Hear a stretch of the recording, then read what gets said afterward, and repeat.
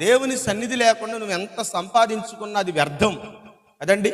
దేవుడు లేకుండా నువ్వు ఎంత దూరం ప్రయాణం చేసిన నీ ప్రయాణము అది నెమ్మదిగా ఉండదు.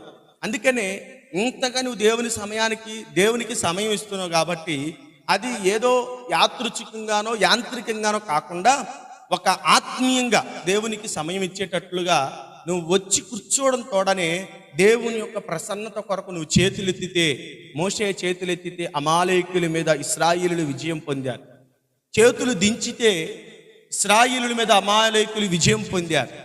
నీ చేతులు ఎత్తడం దేవునికి నీ యొక్క సమర్పణను అది ఏమండి తెలియపరిచి, ఇదిగో దేవా, నా బలము కాదు, నా జ్ఞానం కాదు, నా తెలివితేటలు కాదు, నా సామర్థ్యత కాదు, నా బుద్ధి వివేకములు కాదు, కేవలం నీ సన్నిధి, నీ ప్రసన్నత, నీ మహిమ ఇక్కడ కనపడాలి. నేను వట్టి దాన్నని చేతులెత్తుతున్నాను ప్రభువా.